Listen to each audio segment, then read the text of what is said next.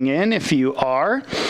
I'm calling to order our regular town council meeting. What is today's date? It is July 14th at our new time of 5 p.m. So roll call, please, Judy. Yes, Councilmember Commendatore. Here. Vice Mayor Klostad. Here. Mayor Pallavi. Here. Councilmember Abrams. Here. Councilmember Tuman. Here. Thank you. Thank you. Let's all rise for the Pledge of Allegiance. I pledge allegiance to the flag of the United States of America and to the republic for which it stands, one nation, under God, indivisible, with liberty and justice for all.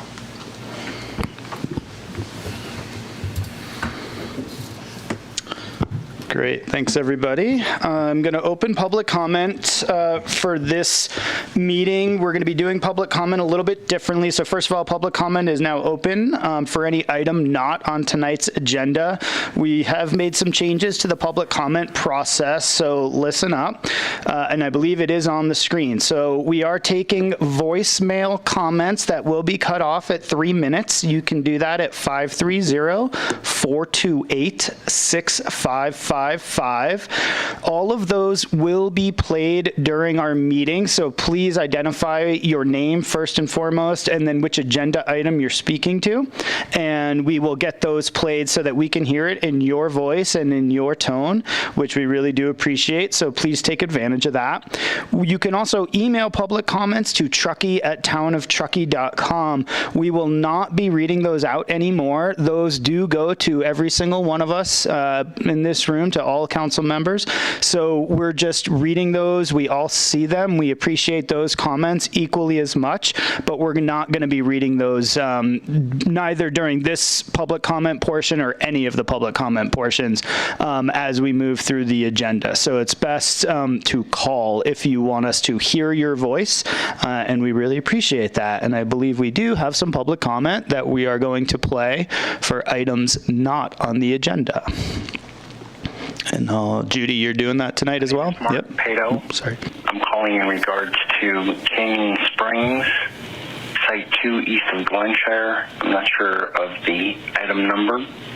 And just wanted to say that this is the multiple time that they've tried to build out that area.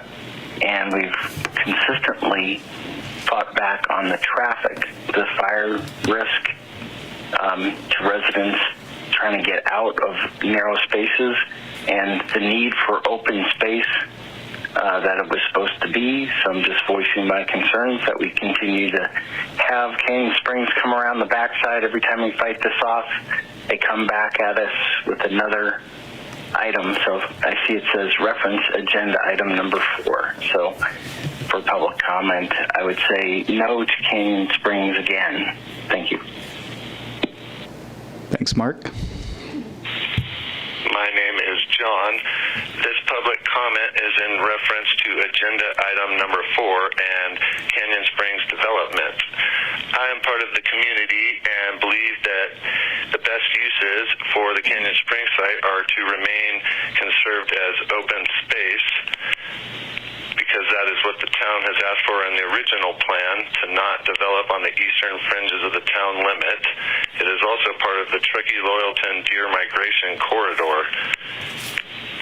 After what you guys did to the Coldstream development, that you would even consider developing this site shows just how greedy you've become. You are not even taking in traffic or evacuation fire concerns and the entire public's preferences and the community's desires. Thank you. Thanks, John. My name is Sean Whalen, and I'm making a public comment. Dear Town Council, my name is Sean Whalen, and I am the owner-developer of Residences at Jaboom, and previously redeveloped the old Cottage Hotel into workforce housing, both in the historic district. I am also 2 months away from completing 17 workforce housing units in Tahoe City under the jurisdiction of both Placer County and TRPA. Please note that the Tahoe City project was conceived 2.5 years after my current application to town staff for residences at Chaboom, and I will offer those workforce housing units to the Tahoe City community this fall. In my 23 years of developing housing in San Francisco, the Tahoe Basin, and 6 years ago in the Truckee Historic District, I have never witnessed such a lack of transparency and trust as I have the last several years. Let me be clear in my message today. We need a strong leader in the new town manager, one capable of taking on and changing that culture that has failed to address the stated goals of this town council and the needs of the community. We have another chance to make a town manager hiring decision, and I believe this is the most important consideration for our town since incorporation. The town of Truckee is struggling and has not been able to adapt to the change brought upon us as a popular destination for both tourists and new residents. Many in our community resist the change and would like Truckee to remain the way it is, but that is wishful thinking. Growth and change will happen whether we like it or not, and our only choice is to responsibly lead the change in a chosen direction that best serves the community needs. The new town manager must be able to reestablish transparency in order to build trust. This will not be easy and will require difficult and likely unpopular decisions both internally and externally. The Truckee community is strong and full of talented and creative individuals. Let us find a leader that can change the town culture and draw from those strengths to lead Truckee. I am confident in the leadership of this town council, and we will find that leader. Thank you for listening today. Thank you, Sean. My name is Kathy Eccles. I am making a general public comment at the beginning of the meeting. It's item 4, public comment. My name is Kathy Eccles. I'm a concerned community member. I appreciate the difficulty with conducting business during the COVID pandemic, and I want to thank the staff and council for their continued work during these difficult times. I do want to make a comment about the land use alternative workshop and survey that is currently available. The 2040 general plan update is very important, and I believe that the decisions that are made in this update will be the difference between seeing our town respect its local residents and its natural environment, or just being a town that caters only to the tourist trade with little concern for a sense of a vibrant, caring local community or protecting our sensitive natural environment. I appreciate the comprehensive survey that the town staff prepared, but I believe it has several problems and urge the town to try to get community input in a different way. Here are the problems that I see with the survey. It was not widely publicized. I am signed up for all applicable notifications from the town, and I read all town posts on the Nextdoor site, and I completed the downtown survey, and I was never notified of this survey. This is the same for various people that I've talked with. The survey is too long. It is very difficult for a community member to really study and understand the ramifications of all choices in all 5 focus areas. Most importantly, the attempt of simplifying the survey to 2 or 3 choices is misleading, with choices being very narrow and not really representative of all alternatives. In my opinion, the alternatives are not in line with the GPAC goals of protect and enhance town character, promote sustainable land use patterns, and preserve natural environment and open space. When addressing the goal of providing an increase of housing opportunities, the options do not emphasize affordable housing, which is the town's greatest need. The video explains that other is a legitimate answer without presenting enough background information of alternatives that address the goals of GPAC. I urge the town to continue the GPAC process in a comprehensive manner with a better method of obtaining community input, where more alternatives can be explored and the cumulative effects of the land use plan are explained. Thank you for your time. Thank you, Kathy. Hi, my name is Sky Emerson. I'm calling regarding allocating funds towards litter pickup in Truckee. I think it's really important with all the people we have here now, this huge influx. The area is becoming more and more trashed. There aren't enough trash receptacles. There aren't enough people picking up trash. That puts the burden on the citizens. And with COVID, feeling the pressure to pick up trash all the time, not necessarily having gloves, not being prepared, I think that we need to do more as a town to take care of this problem. So I hope that we can put more money towards this and make it more of a priority. Thank you. Have a nice day. Bye. Thank you, Sky. Hi, my name is Amy Duran. I'm calling about the town council meeting tomorrow and the issue some of us are having with the amount of trash that is around, the litter. So some of my ideas would be for us to have more transparency about what the dump can offer, and maybe we could find out a way to fund an electronic sign or something near the dump that would let people know what the schedule is, if they're open, if they are taking electronic waste, stuff like that. I also believe that some of the issues that we're having are a wealth disparity issue, meaning that I believe at times people aren't throwing away their trash because maybe they can't afford to have trash pickup or they can't afford to go to the dump, so it ends up on the side of the road. That is a common occurrence in most communities.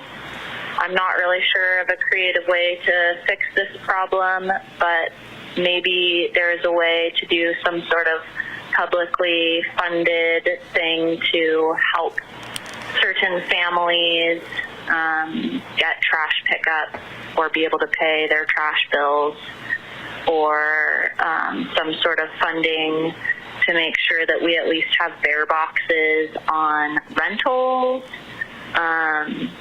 I know that a lot of the times renters from other areas aren't necessarily educated on our bear and animal life issues with animals getting into the trash. So I've definitely seen instances of visitors just putting their trash on the side of the road or on their doorstep instead of in a secure bear box.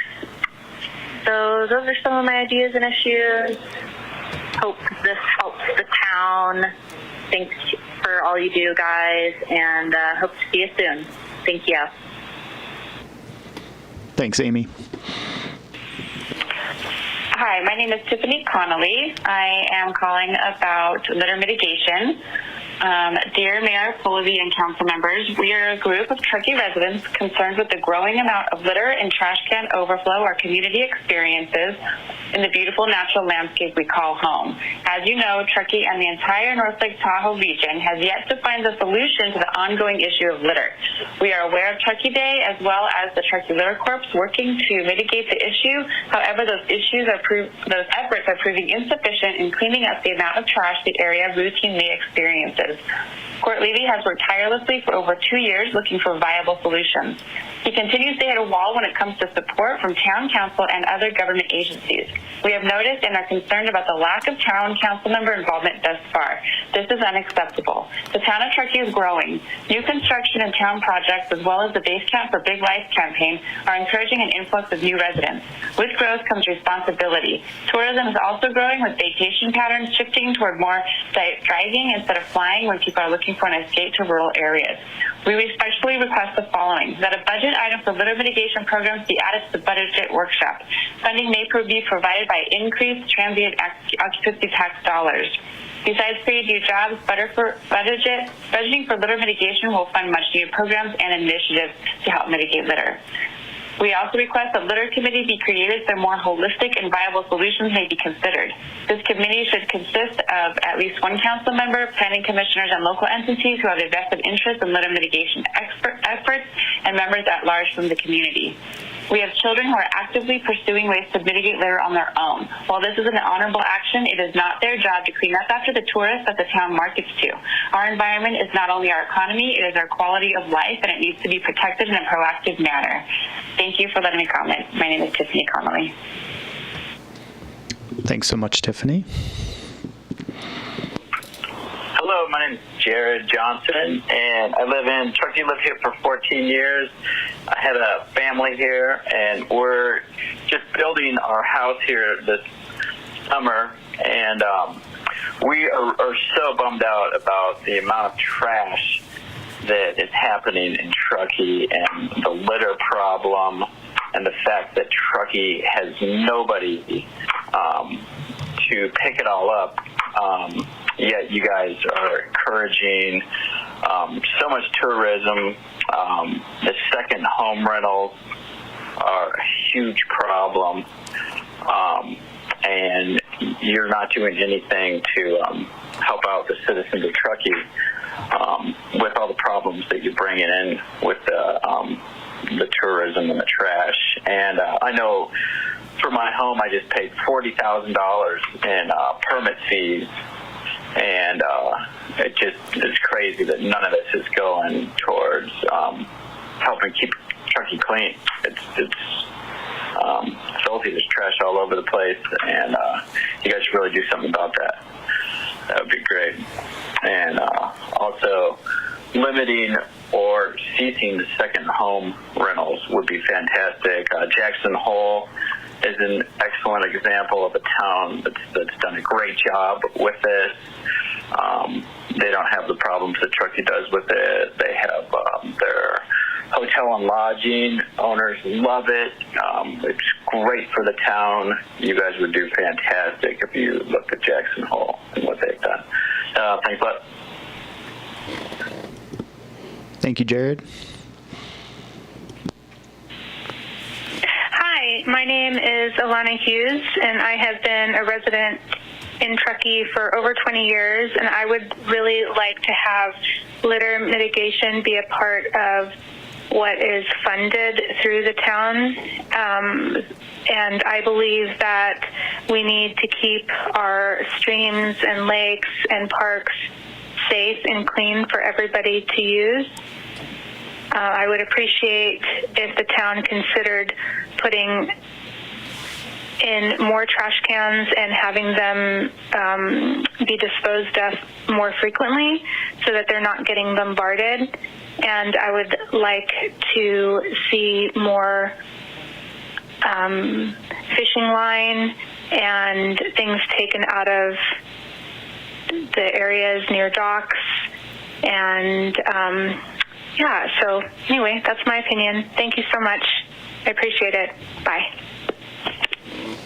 Thanks, Alana.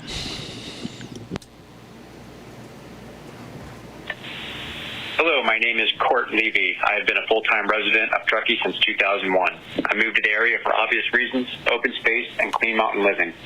Unfortunately, over the past several years, we have seen a major increase in garbage in the area. There are many contributing factors: increased population, marketing of the area to visitors, and the sharp increase in short-term rentals, which have essentially allowed for unlimited tourist overnight visits. Worth noting are the number of rentals that sleep 8, 16, and even sometimes 20-plus people. Some listings state 2 bedrooms, 1.5 bath, and yet they list that they sleep 8 people. I don't believe this is supposed to be allowed, and it contributes greatly to the overuse of our area. Tax dollars are not being applied to litter mitigation by the town of Truckee. While there may be some new trash cans in the rail yard project, still nothing has been done to address the need for crews to monitor and remove trash. One example of the disconnect: last summer I contacted the former mayor, town manager, town clerk, and recycling coordinator about smashed bottles and used hypodermic needles in the Jack's Diner parking lot. I provided the exact location and even sent photos. It took over 2 weeks and several more emails for town to act. part of the reason I was told that Town of Truckee does not have staff responsible for this, and that is unacceptable. Town does not have anybody on crew to pick up trash by hand in town. Furthermore, Town is asking for tax-paying citizens not just to supplement Town's efforts, but rather do Town's job via the Truckee Litter Corp program. I have been trying to improve the area for over 2 years with my efforts, and through running the Facebook page Truckee-Town Litter Group, which now has over 1,200 active community members. It is time for Town to allocate appropriate funds to keep pace with tourism, which it clearly is not doing. I have already been told by several people within Town of Truckee not to expect much due to the lack of revenue caused by COVID. While this may be true that tax dollars are down, pre-COVID we have had arguably the best financial times over the last few years since the 2008 recession, and still nothing was done to keep pace. Now is the time to act. Our area is getting trashed. This is something that everyone sees and agrees with and recognizes it's an ongoing issue, yet still little to nothing is done. For our residents and tourists alike, Town owes it to everyone to make sure our area is beautiful. There are no excuses to not address this and direct the needed people power and funds to do the right thing and make Truckee something we can be proud of. Now is the time to add to the budgeting process and address head-on how the Town of Truckee can mitigate and minimize litter and figure out a way to clean up our area. Thank you. Again, my name is Court Levy. Thank you, Court. That's it. That's it? Yep. Great. Thanks, Judy. And everybody check your email. That's not about this. Okay, so I'm going to close public comment right now. And thank you all very much. That was great, at least for us. It was much nicer to hear everybody's voice and their tones, so thank you. I'm going to just quickly address a couple of them, and then if any other staff, just to give a quick update. So on the litter, thanks everybody for your comments. We did, or at least I've replied to at least some of you, not all of you sent emails, that we will, our budget process will be starting in August, and we will be putting some type of, it's going to be in a unfunded new program budget, but it will at least be part of the conversation as we enter into that. So I did want to at least assure people that we will be tackling some potential options as we move through the budget process, and that is going to take place in August. A couple of other things I heard. So the land use alternative workshop did get extended to July 31st. So for everybody who is commenting on that, thank you. That has been extended. And we will also be bringing it in 2 weeks to our next council meeting on July, I have a date somewhere, July 25th. Thank you. Is that still on the plan? So we will be bringing that specific topic, not only just a general plan update, but also a more detailed discussion of the land use alternatives to that council meeting as well. So I encourage everybody who submitted comments on that one to tune in for that. And then a couple of Canyon Springs comments, and I think those were related to the land use alternatives. So 2 weeks, come back and we'll be able to have a conversation about that, and you can continue to utilize the land use workshops and the general plan process to submit any comments. It's Truckee2040.com, and that is always open 24/7 to submit any comment you want as it relates to the general plan update. And then from Sean about the town manager, so we appreciate that comment as well. I think that was all of them. Did anybody in staff want to add anything to any of those? No. Great. I would just augment that.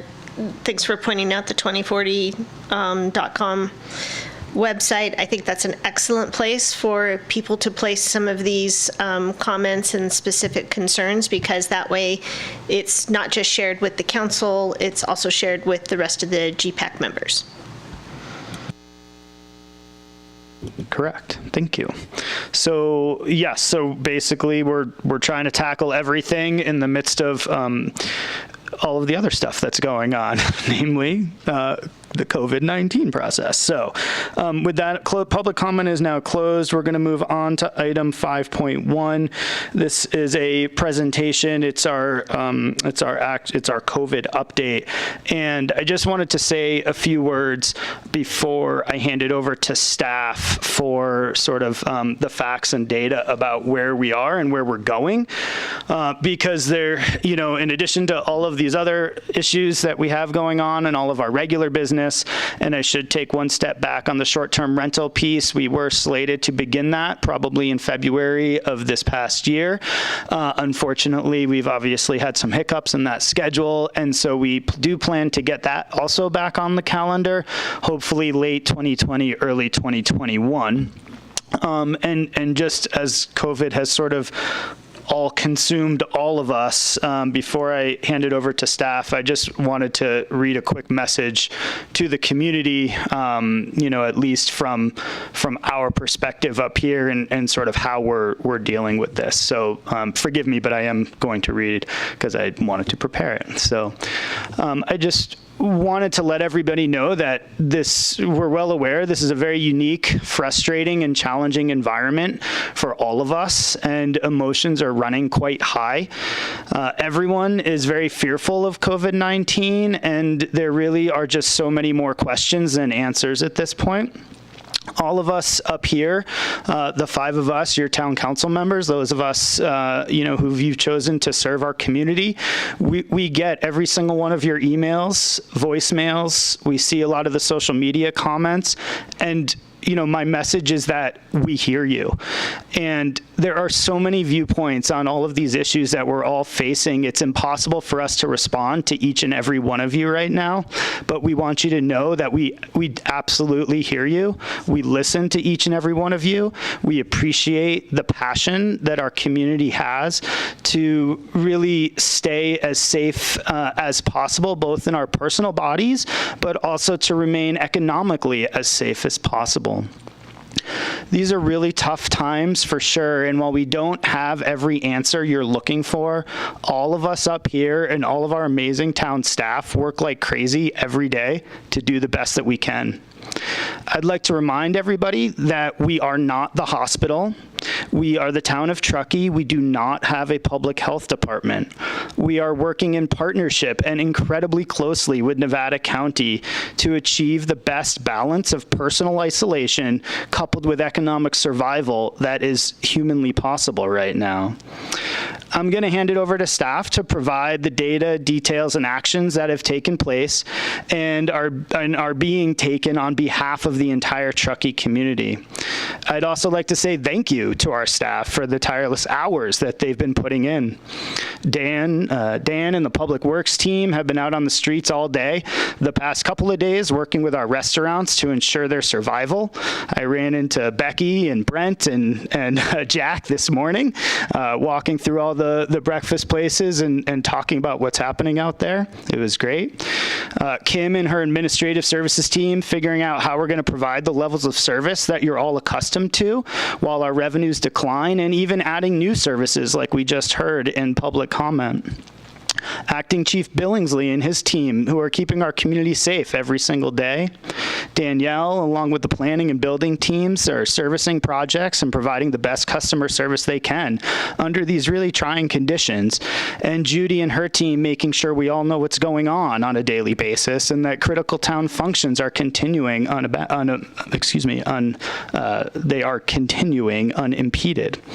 So again, thank you to our community for your patience, for your diligence. Thanks to everybody watching, providing all of the public comment in all of the different forums.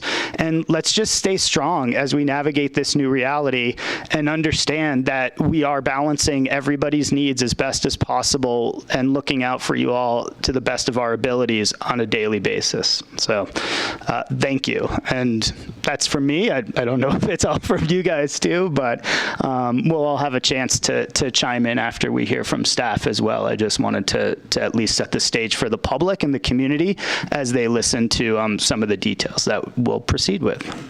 So with that, Kim, you want to take it away? Yeah, thank you, Mr. Mayor. Thank you.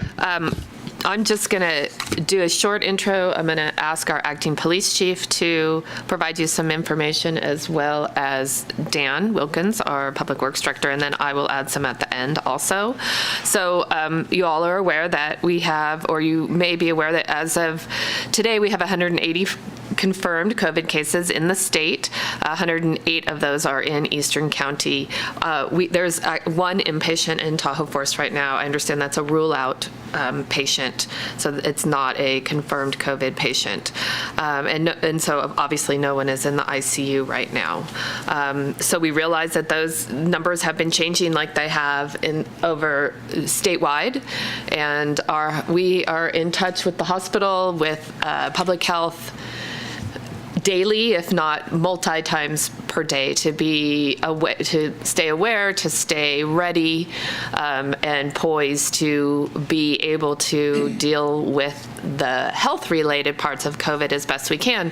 Of course, the town is not a health-related organization, and so we are really relying heavily on our health organizations to help us through this situation. We do have a new county health doctor.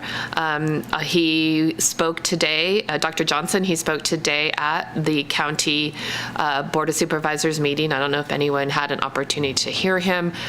Very well spoken and inspired a great deal of confidence in his ability to help us through this situation. So I'm going to turn it over to Randy for some additional information on the efforts with our emergency coordinator and the things that the officers are doing, really based also on the big news that happened yesterday, which was the governor's ordering the rollback of some of the openings within all California communities. So Randy. Thanks, Kim. Mayor, Council. I just wanted to kind of update you a little bit on our town EOC, still at a virtual level 3, with the emergency services coordinator filling all positions except finance. We continue to support our partner agencies where needed with logistics and messaging, and really we're starting to focus more on our wildfire-related issues as well. We had a couple of wildfires this week, as a matter of fact, that we responded to in kind. Fortunately, neither one got out of hand. Occupancy studies done by our EOC coordinator show that last weekend's levels were reduced to about 50%, which was about 8% down from the week before on 4th of July weekend. But we will continue to conduct those studies. So it looks like we're still experiencing high volume of travelers coming to our jurisdiction to recreate and hang out. Really, the more important news is the governor's new guidance, which is quite extensive. It's really basically put every county in the state of California into the phase that the counties that were initially in the statewide closures are now kind of currently coming to us. So California Department of Public Health has announced statewide closures of the following operations: dine-in restaurants, indoors closed, to-go, delivery, curbside, and outdoor seating with distancing are allowed. Wineries and tasting rooms, indoor is closed. Outdoor seating with distancing is allowed. Movie theaters are closed. Family entertainment centers, bowling alleys, that sort of recreation is closed. Zoos and museums are closed. Card rooms, which we don't have, are also closed. Brew pubs, breweries, bars, and pubs, indoor and outdoor closed unless an exception below applies. And these are the exceptions that we were working on with the rest of town staff today downtown. Dan and I, Danielle, several of us were talking to a lot of the bar owners in town, restaurant owners, trying to help them facilitate some of their ABC issues that they're going to have, because ABC is very rigid in terms of their licensing requirements under the new guidelines. So we are trying to help them navigate those waters so that they can get the proper COVID variances through ABC to continue their businesses. But basically, bars, pubs, brew pubs, and breweries may operate outdoors if they are offering sit-down, outdoor dine-in meals. Alcohol can be sold only in the same transaction as a meal. When operating outdoors, they must follow the dine-in restaurant guidelines and should continue to encourage takeout and delivery service whenever possible. Bars, pubs, brew pubs, and breweries that do not provide sit-down meals themselves but can contract with another vendor can do so. They can also serve dine-in meals when operating outdoors, provided both businesses follow the dine-in guidance and alcohol is sold only during the same transaction as the meals.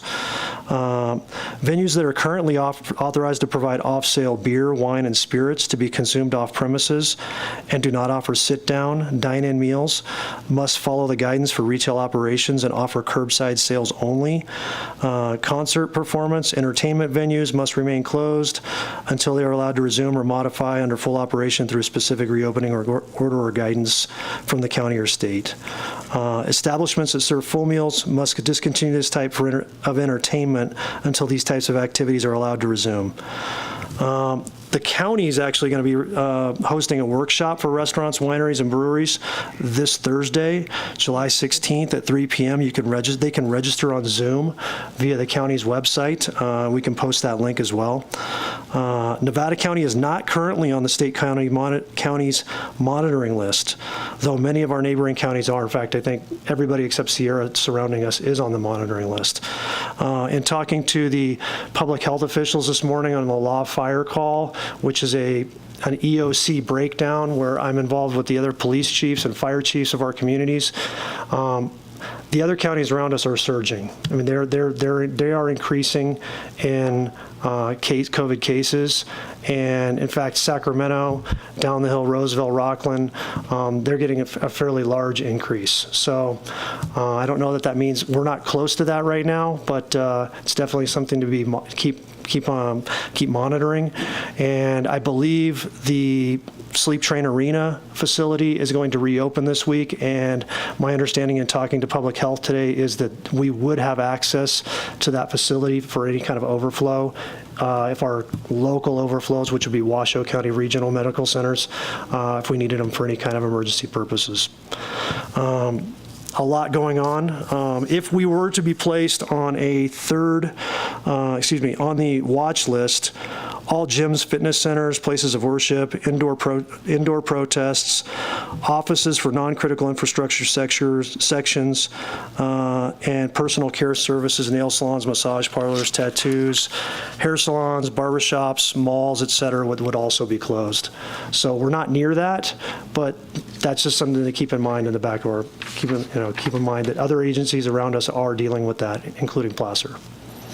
Thank you, Randy. So for our listeners who are business owners, there is a Nevada County sponsored webinar on Thursday at 3:30 to help everyone to understand in detail the requirements on the affected businesses.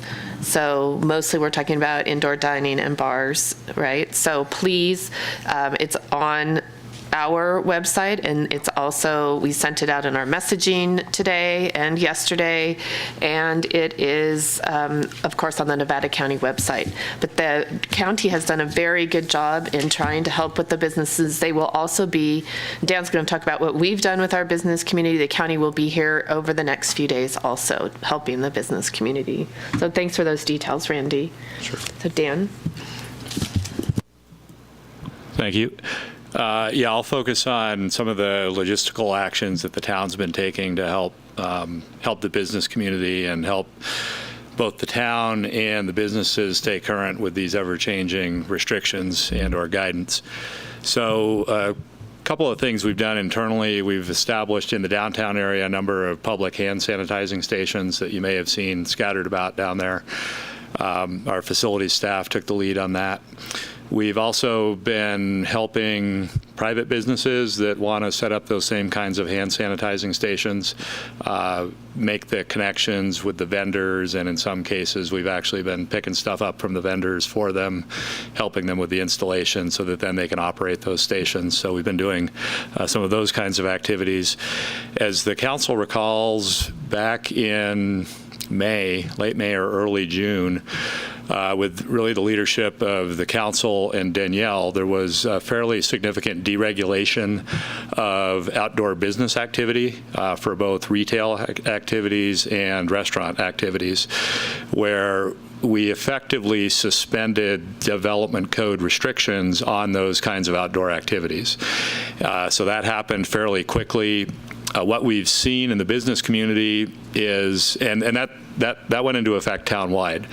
So in the areas where, like the private shopping centers in town along, the Donner Pass Road corridor as an example, that's been very much a hands-off level of town involvement, because really we're leaving it to the business owners and their landlords within those shopping centers, or if they happen to be individual building owners, they can really make those decisions for themselves in terms of how much of that outdoor space they want to consume to conduct their business activities, and they can pretty readily balance, consumption of parking against use of that space, and we really don't need to be involved in that and haven't been involved with it. In the downtown area, we've been having a higher level of involvement really for two reasons. One, there is no kind of central leasing entity in downtown Truckee like there is in a Safeway shopping center or a Lucky Long's. Well, lucky, I'm dating myself. The Crossroads Center. In those kinds of properties where there's a central leasing agent and they can deal with it. In the downtown area, we don't have that. We've got a number of individual property owners, a number of individual business owners. Sometimes they communicate with one another, and sometimes we end up helping them get in touch with one another, we found. Also, we're the landowner on the outdoor space, so we are the property manager effectively for the sidewalks, for the parking spaces, for the streets. So in terms of consuming that space and changing it from outdoor pedestrian area with pedestrian amenities, parking areas, what we're trying to do is balance the business owner's needs for outdoor space against the need for continued safe pedestrian circulation, for adequate parking to serve the businesses, et cetera. And then we also find ourselves in a role of sometimes helping to facilitate communication between businesses. What we've seen by and large is a high degree of cooperation between downtown businesses and a high degree of helping one another out. One restaurant trying to figure out how they can help their direct competitor of a restaurant function. Direct competitors trying to figure out how they can share space in mutual ways that work better than if they were trying to do it individually. So my opinion is that says a lot about the fabric of our community and just the makeup and the character of our community and our business owners. Most recently, yesterday, the new orders came out from the governor that indoor dining is suspended, immediately. So there was a group of town staff that went downtown yesterday afternoon to seek out individual restaurant owners, make sure they were aware of the new restrictions, and also make sure they understood the flexibility that they had in case they weren't aware of it yet. And then that continued today with representatives from the police department. Danielle was out there, Randy was out there to try to work through these various logistical issues. What you can expect to see over the course of the next week is probably 6 to 8 additional areas on Commercial Row where the parking spaces will be blocked off and converted to outdoor dining areas. The physical form of that is going to vary from property to property. There's going to be more setups that are kind of along the Moody's type program. There's going to be some that are more along the Best Pies type program. There's some that are going to be more modest than that. We're expecting the form of that outdoor dining to morph as time goes on. What we're trying to do right now is allow businesses to move quickly. And then I think what will happen is once they get an initial footprint set up. I think that'll be adjusted. Then I also think some of the facilities, the types of railings, the type of protection from traffic, those kinds of things, I think those will evolve and grow. I also think there may be a role for us as the town to play in helping with some of that. Some of those installations are effectively pretty car-proof, for lack of a better term. Others, not so much. So one thing we've been discussing internally is, once we figure out the space needs of these businesses, we may move a step further and put some of the COVID relief money that's floating around out there into safety improvements to make sure that we don't have some kind of a car versus pedestrian or versus diner type situation happening out there. So anyway, those are some of the activities that are currently happening. Over the next week, we're going to be having staff members going through downtown twice a day, kind of morning and midday, to help facilitate the business owners as they're expanding into the parking spaces, answering questions, making sure that we have a safe situation out there, and trying to do it real time. Part of what we're also doing is pulling out things like trash cans and street furniture and newspaper racks. So that's creating some residual issues. The folks that use the newspaper racks are, well, where do I put my newspaper now? So we've got some of those kinds of things that we'll be working through as a secondary step. I would guess by this weekend we'll have some more, maybe 3 or 4 of those new setups in place, and by next weekend you can probably see, again, about a third of the parking on the north side of Commercial Row will be outdoor dining. So enough on that. One other thing that's going on, I believe it's July 27th through August 4th, we actually have a Pga Tour event that's going to be happening in Old Greenwood. The reason a lot of people haven't heard about it is because they don't necessarily want people to know about it. When they were initially planning that event a year ago, the notion was it was going to be an attraction to the region, try to create spillover business to the downtown community, try to bring in a lot of spectators. That all changed, obviously, with the COVID regulations. Or with the COVID restrictions, so this is now morphed into really a made-for-TV type event that they don't want people to come to, and they don't want to advertise. So a lot of the lodging for the players, for the caddies, for the volunteers is going to be in the Reno area. The event is going to be nearly 100% contained within Old Greenwood, with a modest amount of remote parking at the rec center with some shuttle service in between.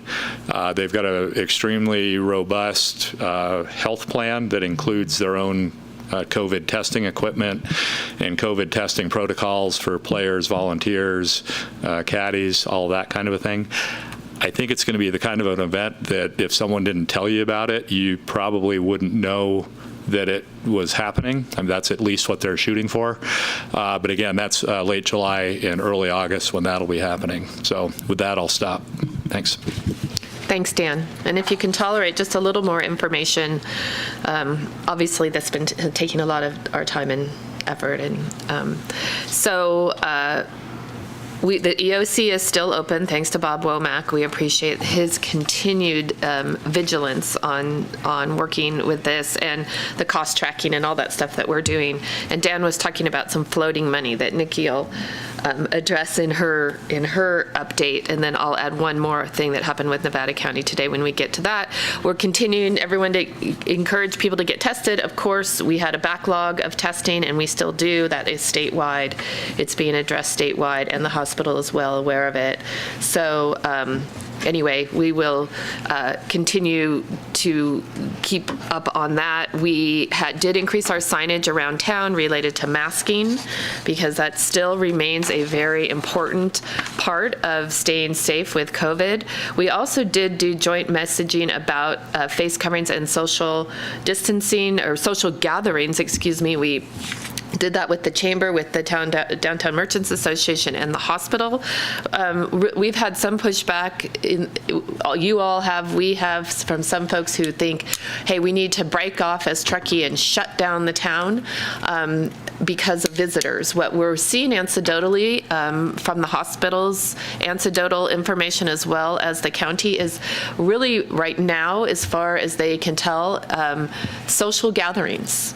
Our gatherings is what is helping to spread COVID. When you're spending some extended period of time with a group of people and there's an infected person there.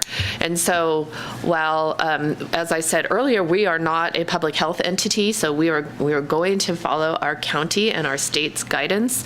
We're trying to help people to understand how they put themselves at risk, perhaps.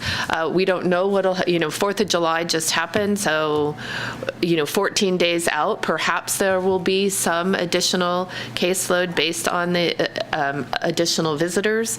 But right now, it's really, what we're hearing is these social gatherings where you feel a little bit safe and you get together with a group of people for some extended period of time. So it's pretty important for people to realize that their behavior can and will contribute to the transmission, even though you think you're doing something innocuous. But we're hearing all of those messages. What we're really trying to do is balance the economics of our community and the disease of income uncertainty and housing uncertainty and food uncertainty that a lot of folks would experience if we have to continue to roll back our economy with the scariness of COVID. So it's a really difficult balance that everyone is concerned about. We did, speaking of economics, we co-sponsored a presentation by economist John Haverman, on the 7th with the county. We did put out yesterday's announcement about the statewide restrictions. I mentioned the Thursday, July 16th at 3:30 p.m. for businesses. Please join in that. Thanks to everyone for helping to connect to our local businesses and the council and planning especially for being so flexible to make things happen quickly. Yes. So the other thing I wanted to mention is we are also starting to think about winter. And it doesn't seem like COVID is going to go away anytime soon. And to deal with the economic vitality of our town, we need to start addressing how do we make it through winter. And so staff has actively started that conversation. We've started that conversation with the Sarah Business Council. So even though it's July 14th today, winter's not that far away.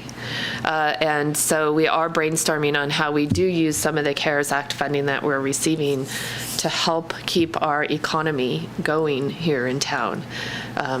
So I will close on that. I just want to thank all of you for helping us through this super challenging time. I was going to add one more thing that we heard yesterday.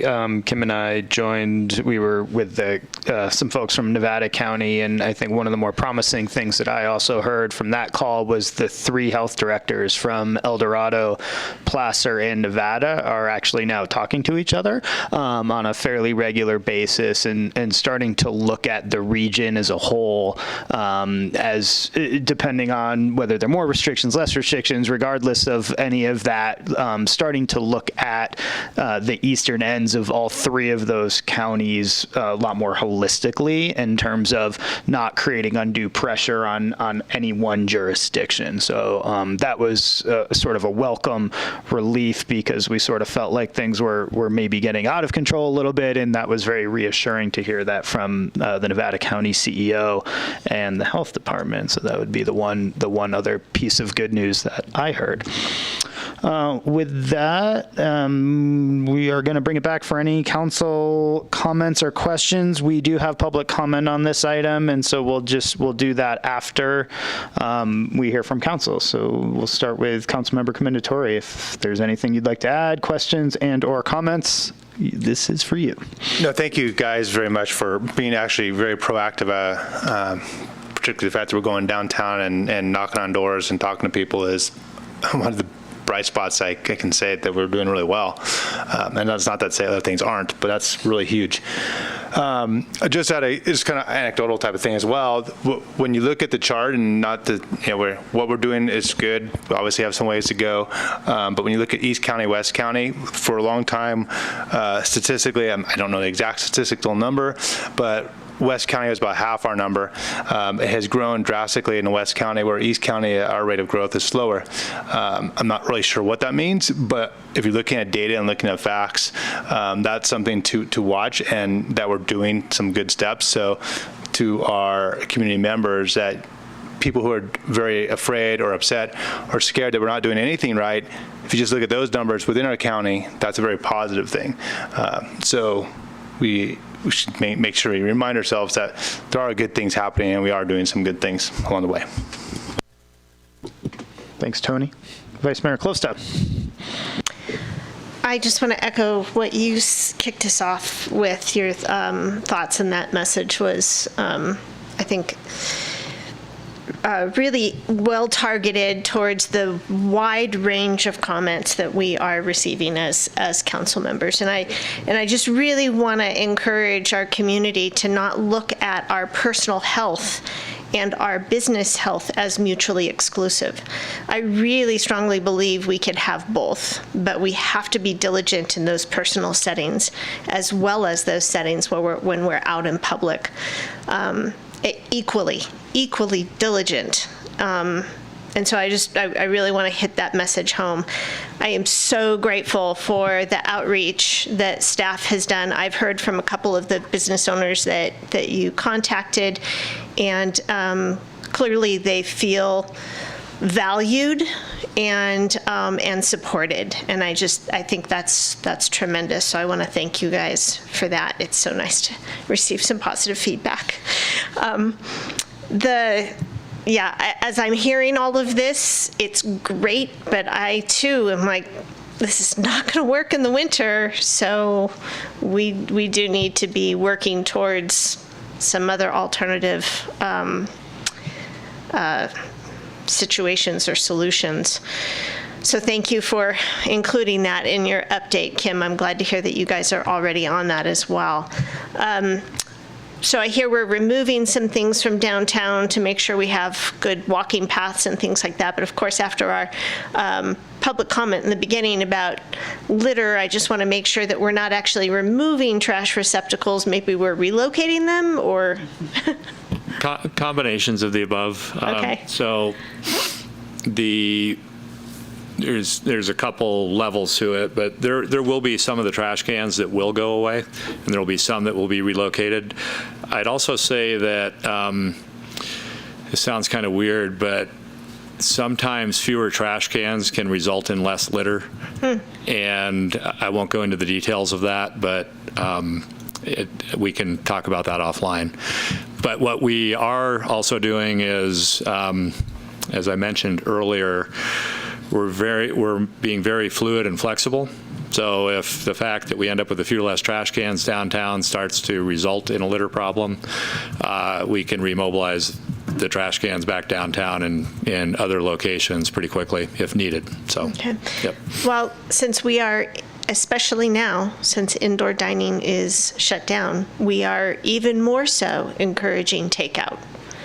I think that will result in additional litter, and I am seeing it in the community. Just there's more takeout packaging along the side of the road than there previously was. Right, and what I didn't say is we're also heavily encouraging the businesses that are moving outside to put a high level of effort into litter management and trash management as a part of their business efforts.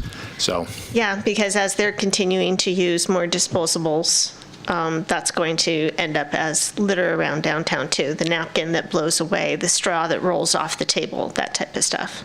Yeah. Okay. Yeah, I just, after hearing all that public comment, I just want to make sure that we're really being thoughtful about how the unintended consequences of some of these good things that we're doing for our businesses could create some unintended negative consequences that I just want to make sure we're thinking about. And then also to our community, I just want to make sure that everybody understands that we are going to continue to see an uptick in cases probably for at least the 3 to 4 week period after July 4th, because that's what it's going to take to see that exposure level return. From my own personal experience on testing results, it is a long time before you get them back. So if we're not getting them back for 9 or 10 days, then we're not going to see those results for 9 or 10 days after that as well. So hang in there. I think we're going to see still a little bit more of an uptick, and then hopefully we will start seeing some more flattening out. But don't panic. We're going to look at the long term, because we're in this for the long term. Thank you. Thank you. Councilmember Abrams. Thank you. I don't have a tremendous amount to add. I would like to reiterate what you said, Dave, that you are heard, our community is heard, and the concerns and the fears.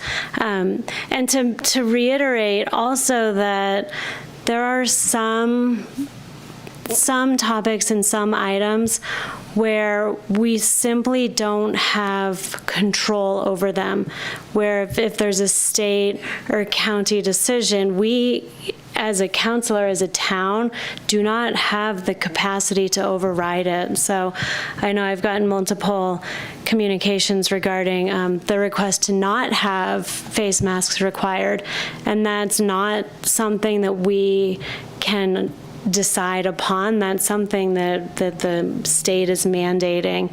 And I hear you. I have a young child who has asthma. It's very hard for her to breathe with the mask on. I hear that, and I share that discomfort and concern. And so knowing that we are all doing our best, as you know, with what we have and what we have control over, and that we do still need to abide by those state and county regulations as well. And that we're here. It's a lot to juggle, and everyone up here and all of our staff. I'm very appreciative. It's been a really, really challenging process, and we're all doing our best. So try and keep that in mind too. We appreciate your patience with that. Thanks, Jessica. Councilmember Tierman. I think that everyone, my fellow council members, you pretty much have summed it up, and I appreciate all the comments. And Mayor, I appreciated your opening remarks as well. I think from my perspective, this is like a war, and something that's going to last a while, and it's going to take perseverance and a reminder of personal responsibility. I think the fundamentals have been pounded into our heads over many months now, and that is, stay home when you can, to the extent possible, wash hands, sanitizers, using those things, social distance, and the wearing of masks, which is supported by our public health experts. So I think we've got to, bear that in mind and think about the long haul. And I do want to thank the staff and for all the hard work, and then the collaboration as well with our fellow public agencies. That's just really key to us ultimately emerging successful from this. So those are my remarks. Great. Yeah, thanks, everybody. I don't have anything else. I just have one other idea, which I'm going to throw out there for Dan as we start to move through. But it's maybe we've had a lot of comment about it, and we were holding off for a long time, hoping some of these things were going to maybe potentially at least slow down. But with yesterday's order, maybe it is time we maybe take a look at a one-way on Donner Pass Road and a one-way back on Jaboom or something like that, because I know we're seeing just so much conflict on the sidewalk, and it's almost creating just a tighter environment down there, and maybe we could just look at it one way. I know we don't have an answer. Don't worry. No, I'm not saying we should do it. No, we are looking at it. Okay, cool. Yeah. And I've got some information and feedback from business owners on that if the council's interested in it, but if not, I don't need to get into it right now. now. I don't think we need to get into a whole discussion of it right now. I think, if it's deemed feasible, if you guys think you can maybe want to try to pull something off, we can talk about that at the next council meeting. I don't see us moving on that. We need a lot of pieces to put together before we actually make that happen, but might be a nice end of summer type of thing that we can do for the community as we head into August at the very least. So just throwing it out there that it's on the radar. With that, let's move on. Did anybody else have anything they wanted to add? Nope. You like the idea? Good. Lots of liking the idea is good. We'll see if it's feasible. We'll get back to that. Don't go into it now. You might. Right. We might get buried in minutia. We won't. I would just say that it is feasible. We are open to it. We are communicating that to the downtown business community. I would say the majority of the downtown business community doesn't think that step is necessary yet, but sees that as the next step. I think the notion is this step that's going to be happening in the next week, put that in place, see how that's working. Yeah. If that's working, great. If we need to take it further, then take a step further. Yeah, totally. And I think that's great. I mean, it's just adaptive management, and that's basically what we've been doing for the last 4 months. So we'll just keep doing that. With that, do we want to do public? We probably have specific public comment on this item, but we don't, I'm guessing, for 5.2. So maybe we should no public comment recorded for this one either. Okay. Well, then I'll open public comment at the end for both presentations. 5.2, Nikki, financial status update.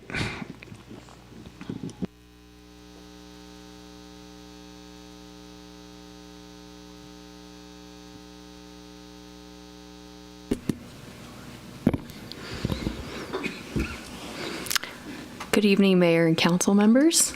So we wanted to give you guys a brief update on our financial situation. Is it working?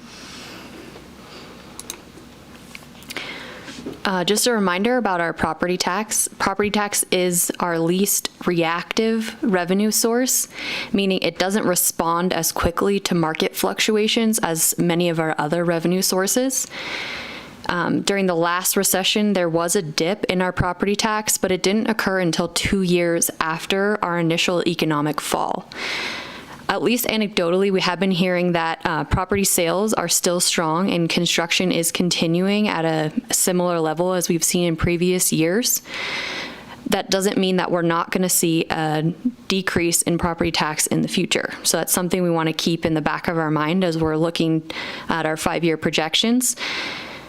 The year-on-year increases in property tax are largely based on the California CPI. So while we know our increase for fiscal year 2021 is going to be 3.4%, we don't know if there's going to be an increase in fiscal year 21-22. And we really rely on that increase to sustain our level of service because prices, costs increase. So we really need to see year-on-year property tax increases to keep the town at a fiscally healthy level. And our current increase was based on information that the county assessor had in January, February, before any of the COVID-19 and stay-at-home orders even began to take effect. So that really tells you this number is not based on anything that's really been happening currently.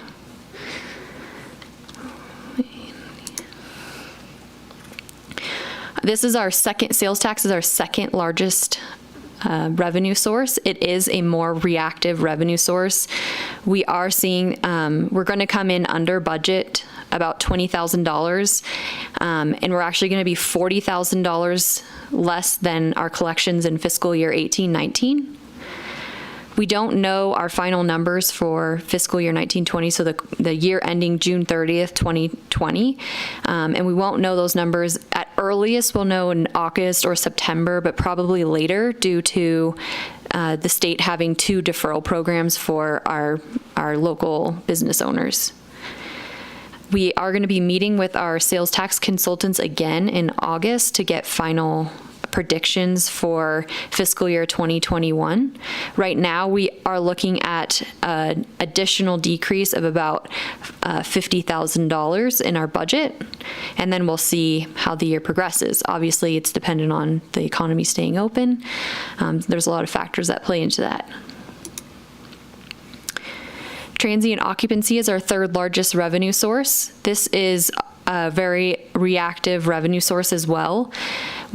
Because we know that this revenue source is very reactive to things happening in the market, wildfires, stay-at-home orders, etc., we budget this revenue source extremely conservatively.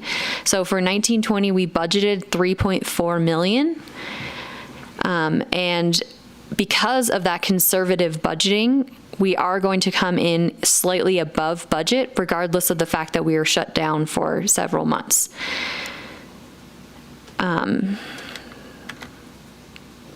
And even though we're coming in over budget, we're still coming in about $700,000 lower than last year. So we definitely saw a dramatic decline in this revenue source.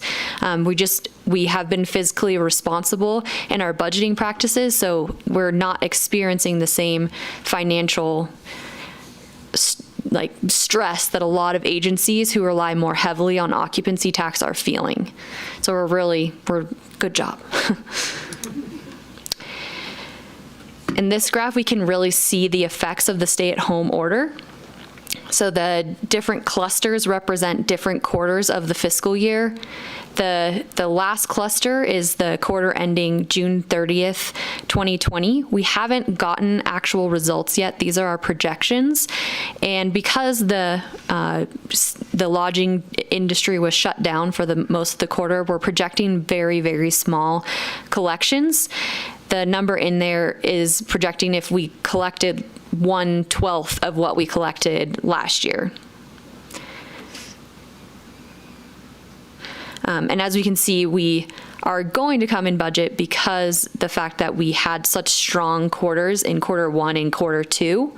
And then, so yeah, they're kind of balancing the negative impacts of that last quarter. We wanted to provide you with an update on the town's insurance. We are seeing big increases in our insurance, about 18% increase. That increase is due to the cost of purchasing the excess insurance coverage. So that's the insurance that covers us in the $40 million ranges, those really big numbers at the top. Previously, there were several investment companies willing to cover those pools, but because of big losses in recent years, there's fewer and fewer companies that are willing to offer that coverage. Primarily, the reason they're not willing to cover those is because of wildfires and also large losses in litigation settlements with public agencies. Another scary thing that they told us is that our wildfire deductible is going to increase between $500,000 and $2 million. So that means that if we had a wildfire incident, our insurance wouldn't kick in until we hit that deductible amount. Right now it's $10,000. So that's a pretty dramatic increase. And our deductible level will be based on what the insurance pool thinks our level of risk is, so probably pretty high. We are planning for that in our budget model. We wanted to let you guys know that that is something on the horizon that we're planning for. So as Kim said, we are getting some CARES Act money, which is good news. From pass-through from the state, we're getting about $200,000, and we're working right now to figure out if we can cover expenses that we've previously made or how we want to spend those. They have to be spent by December 31, 2020, and they cannot be used for revenue replacement. We are also getting some money from the county. The county's passing on, they got $10 million and they're gonna be passing on about $150,000. Primarily they're giving it to us to work for our code compliance work to ensure compliance with the directives that are coming from the county and the state. and we're thinking we're going to get about, we're hopeful that we're going to be able to get reimbursed about $50,000 from FEMA for any non-budgeted response efforts that we're paying for the COVID. Did you want to add something there? Yes, and so then today the Board of Supervisors for Nevada County also took an additional step to at least conceptually approve a macro grant program, and we're hoping that macro grant program will mean somewhere between $300,000 and $400,000+ for the east side of the county that will help our businesses, particularly in our culturally significant historic downtown. And so we have been brainstorming ways for that to happen, and we'll be actively working with the county over the next 2 weeks before their next meeting when they flesh out the requirements of the program. So when I talk about winter planning, when Dan talks about maybe being able to have the town help, those are the things that we're talking about. Because as Nikki's showing you, our revenues have a lot of pressure on them, the normal revenues, to do the normal stuff. So having extra COVID money is significant. We are going to hear from CalPERS tomorrow regarding the investment results for fiscal year 1920. If you recall, they did have a significant dip in their investment returns in March, and we're interested to see what their recovery looks like. If they weren't able to recover, the effects of that dip won't be felt until 2023, just because of the way their rate structures are set up, but it'll be something that we need to plan for over our 5-year horizon. And again, we're going to be meeting with our sales tax consultant in August to try and finalize some of our projections for the year.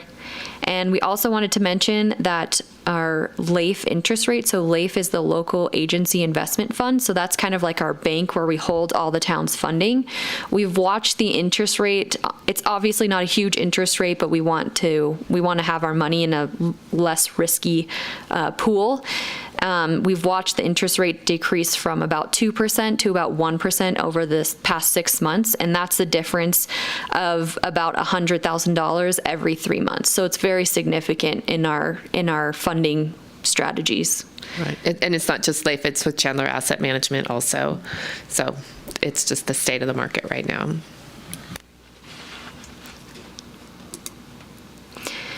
We're working diligently on the budget, the annual budget. We have gotten back staff's numbers, and we are rolling that up into a preliminary document.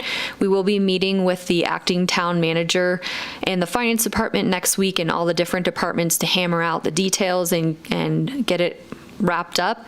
And then we'll be meeting with council. This is a public meeting. We're not sure. We haven't finalized the details, but we will get that out to the public when we know how we're going to handle the logistics of that meeting.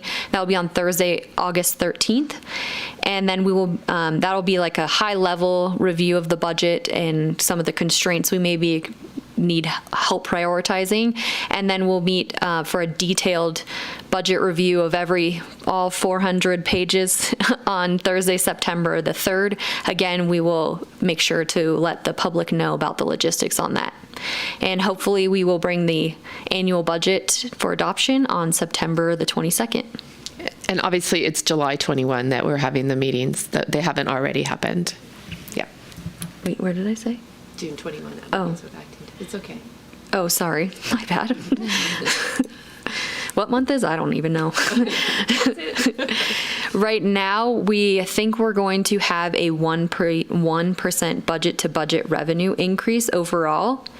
And that's really contingent on the economy staying open. So if we start to see that we're going to reverse and things are going to start shutting down again, that could have a significant impact on our more reactive revenue sources, such as occupancy tax, sales tax. So we're calling on the community to stay healthy. And they've done a great job so far, so keep up the good work. And we wanted to give you some preliminary results. We think we're going to come in a little bit over on our revenues. And again, that's partially because we budget so conservatively with our revenue sources. We have seen losses in transient occupancy tax, in sales tax, and other smaller revenue sources. Just those have been offset by coming in higher in different areas like property tax. And in our operating expenses, we are looking at a surplus of about $1.5 million, or savings. And this is really due to quick action and part of our town financial leadership and recommending things like hiring freezes and, calling on our staff to really think about their expenses and how can we cut back and make sure that our expenses we're really thinking about them before we make them. It's also council, thank you for your prudent leadership there and helping us be reactive. And this surplus is going to fall back into the general fund balance, so that'll be available for capital projects or council designating for future spending, and also just our contingency in case we think we're going to hit a big speed bump. So with that, we'll open it up for any questions you might have. Thank you very much, Nikki. That was great. Really interesting. That deductible is really scary, too. Yeah. Wow. Glad that's not my house at this point, but I guess it sort of is, too. Any questions? Tony, I guess I just have Go ahead. one question. Sorry. Sorry. No, you looked at me. Yeah, I was looking at you. Go. So when you look at me and you ask that, I'm going to start. Go. So quick question on, not to get in deep in the insurance part, but on the work comp, surprisingly, 9% increase is surprising to me. Was there an explanation for that because currently the workers' comp market is still pretty soft and decreasing, not increasing? Portion of that is our the workers' comp calculation is pretty complicated for the town, and a portion of that is based on our previous year results. And the pool, because we're in a pool, so we're part of the Public Agency Risk Sharing Authority of California, so it's pooled.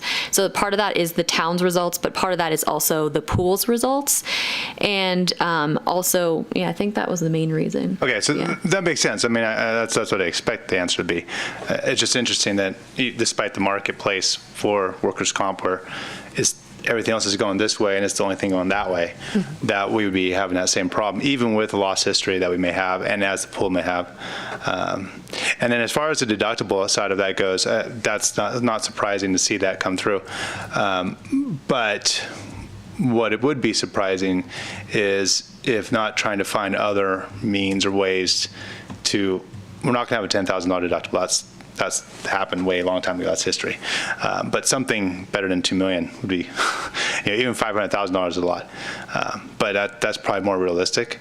But having options or ideas and just kind of pressing that along to create and be creative, not necessarily on our side, but from our carriers, our pool, however the town is getting its insurance from. So just that would be my thinking of how to press on that. They're definitely working on it. They've already had several webinars where they're letting us know the steps they're taking to try and find, alternatives and ways to relieve that deductible pressure. Awesome. And we have a lot of trust in them. They're a really competent agency. Yeah. And the last thing I'll add is you made a comment about the fiscally smart moves the town has done preemptively or reactively in appropriate times, and my short duration here, that is probably one of the things I'm saying this more to everybody outside looking in Streamland right now, is that people can think what they think about the town, but one thing this town really, really is, it's very, very smart in how it handles its money, its financial position, and being very mature and proactive. And so, those budget numbers wouldn't be like that if you look around all the other towns around California right now. So Kim and her team are doing a great job. Thank you. Yeah. Ditto on that. And the only other question I have is, does the state commissioner have anything, insurance commissioner have anything to say about these types of deductibles? Yeah. You know, the state commissioner is mostly dealing with the individuals, not the community insurance rate. As far as I know, Tony might know better. And you didn't hear me. I had my mask on, but I was laughing when you said that. He didn't care. Yeah. All right. Non-supportive then. Okay. Thank you. Great presentation, Nikki. Thank you. Jessica? I don't have any questions. Thank you for all of your work, all the detailed information. We've seen interest rates dropping in half in the last couple months, which is disappointing but expected. And it's sad to actually see the chart, to see the numbers with the TOT decrease. So I'm hoping that with everyone's pulling together, we can help stay safe and healthy and get those numbers back up. But that's it. Thank you. Yeah, thank you, Nicole and Kim and team. Navigating through choppy waters, good stewardship, so really appreciate that. Just the only question I had is, it looked like between the three primary revenue sources, property tax, sales tax, and TOT, we were roughly at 20 million or so, roughly, rough order of magnitude. Operating revenue around 28 million. So the delta there between the 28 and the 20, what accounts for the other primary sources of revenue? Franchise tax, real estate or real property transfer tax, special revenues, special event revenue. Some interest. Of the interest, and then some of the transportation related monies that we get from the state. So the reimbursement, the gas tax. Okay, so in other words, miscellaneous. Yes, a lot. There's probably $35 million of miscellaneous. $8 million of miscellaneous. Okay, thank you. Great. Yeah, no questions from me. So let's open the presentations for public comment. Again, any public comment, voice 530-428-6555. Otherwise, we have read your public comment if it came in. We have nothing new. We have nothing new. Excellent. So I'm going to close public comment and close the presentations. And we're going to move on to our consent calendar. This evening, we have the minutes from our June 9th meeting. Item 6.1, item 6.2 is what is that? So we are moving all of our meetings to 5 p.m. This is the second reading, or we're waiving the second reading. 6.3 is the biannual conflict of interest code update.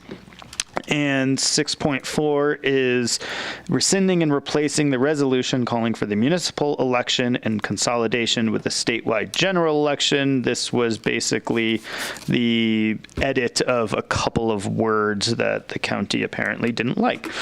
So with that, any member of council want to pull any item from consent? 6.4. Like to pull 6.4? Yes. Okay. We will pull 6.4. And anybody on staff want to pull 1, 2, or 3? Seeing none. Any public wanting to pull 1, 2, or 3? Nope. Councilmember Tierman, can I get a motion on the consent calendar for item 6.1, 6.2, and 6.3? Yeah, absolutely, Mayor. And one quick note, I will be abstaining from 6.1 since I was absent for that meeting. Great. Yes. I will move that we approve item 6.1, 6.2, 6.3 of the consent calendar. Second. And all in favor? Aye. Aye. Along with an abstention from 6.1 from Councilmember Tierman. Lots of details in there. Thank you. Any opposed? Sorry. Any opposed? No. Great. Okay. So 6.1, 6.2, 6.3 carry. Let's bring 6.4 back. Councilmember Commendatore, what would you like to add, subtract, or otherwise make a comment on? I really don't want to make a comment. I really don't have. It is what it's at. It's just a thing. I just wanted to pull it out because for a vote, I don't want to vote for it, and I want to make it set aside, and you all vote for it. Okay. So you didn't want to change anything. You just didn't want to. I see. Yeah. Gotcha. No discussion. I understood. Okay. I move that we approve consent item 6.4 then. Second. And we have a second, and we'll do a roll call, Judy. Sorry. Sure, no problem. Councilmember Commendatore? No. Councilmember Klövstad? Yes. Mayor Pallavi? Yes. Councilmember Abrams? Yes. Councilmember Tierman? Aye. Thank you. Thank you. 6-4 carries as well. With that, we are moving. So we had one item 7.1, on our agenda this evening, and this has been postponed. It was an appeal of the Donner Lake 6 approval from the Planning Commission meeting. I don't see a date, but a couple of meetings ago, or one meeting ago, and so this has been postponed at the request of the appellant and is being continued to the August 25th, 2020 Town Council meeting. That was our only discussion item today. We do have closed session coming up afterwards. With that, let's move into council I'm sorry, Yumi? 11th. Yes. August 11th. It got moved up. Is that all you're telling me? Yes. Sorry. Thank you. So the item 7.1 got moved to August 11th. Sorry, I wasn't looking up or paying attention. I was looking down. So yes, that's been corrected, and I can now move on to council reports. Good. Council reports, starting with Councilmember Commendatore. Actually, sorry, we're going to go to the other end this time. We'll start with Councilmember Tierman. I don't know why I'm looking to the right so much tonight, but we'll start with Councilmember Tierman. Any reports? Yes. So July 5th was the Truckee Litter Corps, the day after 4th of July, and Anna and I both participated, along with another 15, 16 folks met at the Pocket Park, and I think had a good morning. Participating in the weekly COVID updates, the council weekly COVID updates. Also, I'm going back a way since I missed the last meeting, but the Nevada County Town Hall, Vice Mayor Klövstad, you participated in that and appreciated you defending our town and reminding them that we are here. Yes, exactly. And then on the 11th of June, gave a commencement address to the North Tahoe Leadership Program graduates, virtual graduation kind of event. And then participated in a couple of library architect selection committee meetings, one on June 12th and then one on the 30th of June. The county is selecting an architect to develop some conceptual imagery for a new library in Truckee, which I think will be very exciting and will help promote a new library for our community. And I think that's it, other than to say happy Bastille Day, July 14th to everybody. Thank you, and happy Bastille Day back to you, sir. Councilmember Abrams. There's one that you missed, Mr. Tierman. I think we were all at the Rayleigh's grand opening. How could I forget that?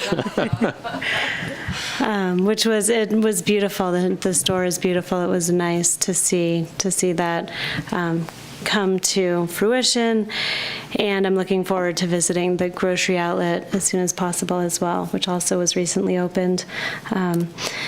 I'm attending the COVID updates that I'm able to, and thank you for picking up litter with the 14 or 15 other members of the community. I would like to start getting that onto my calendar and participating as well, because it is clearly becoming more and more of an issue, and so I really appreciate that and appreciate those of you who joined David and Anna to do so. Thank you. Thank you. Councilmember Commendatore. It's been a really fast 3 weeks that really took a long time to get here, if that makes any sense at all, but it seems to in my head. The last, I've been pretty much, outside of the normal things we've been doing, COVID, town stuff, COVID, town stuff. I've been trying to actually work and get life done, but I did do something I brought something to the town of Truckee, which is not really necessarily my role as a town council member, but we had the rodeo grounds has been an issue, or talked about issue for lack of use for a lot of years, and one of my roles I also do in this town is I'm part of a Truckee-Town horseman who's been around since 1962, I think longer than pretty much everyone in this room in Truckee, and they pushed along. I brought a pretty big clinician, a worldwide known guy who came out from, he was in California for a long time and Reno, and then came from Texas, but a guy named Richard Winters, and brought the level of horsemanship and did something totally different in our rodeo grounds than we ever had. It was only 12 people, so it was really small, but it was big in impact. Kind of putting something on the map, and I can't believe the number of calls, interest people have had from all over California and Northern Nevada who wanted to be part of it. We were full from the very beginning, but trying to raise that bar in an area that many people in the town feel like it needs to be used more. So that's something I did this last couple of weeks that was pretty big. So anyways, that's about it. That's awesome. Thank you. Oh, I do that too. That sounds awesome. Vice Mayor Glovestad. Okay, yeah, Rayleigh's opening, Truckee Litter Corps, the Nevada County Workshop, all of those things. Also did the Town Manager Community Input Workshop and the survey, which hopefully everybody here did. I also attended a couple State Energy Efficiency Commission virtual workshops, which, it's getting me going again towards hopefully trying to continue our work on the climate action plan and getting back to those types of activities. It's been really hard to focus on anything other than COVID in life and COVID in life and COVID in town and life. But yeah, hopefully we'll be getting back to that stuff soon. We also did a meeting about the census because unfortunately our town of Truckee response rate is very low. So I would like to just put a plug out there to everybody that's watching. If you have not already done so, please, please, please go fill out the census. It means about $1,000 per person per year to the town of Truckee specifically, and then it also impacts other things in the county. So also our representation. So it's so important. I'll be doing more social media casts and hopefully working with staff on that as well in the coming months, as we still have a few months, but we don't want to miss out on that opportunity. And that's about it. Yeah, thanks. Yeah, pretty much the same for me. The town manager workshop, the Rayleigh's grand opening, nice job. My standing date with JD Haas on 101.5 on Wednesday mornings, which are always entertaining if you don't listen in. We try to have a very serious conversation as much as JD will keep us on track, along with any of the also just the numerous county meetings and incredible amount of public outreach. So that's really where my time has gone, and that's what we've been working on around here. So with that, thank you to everybody. Thanks for tuning in.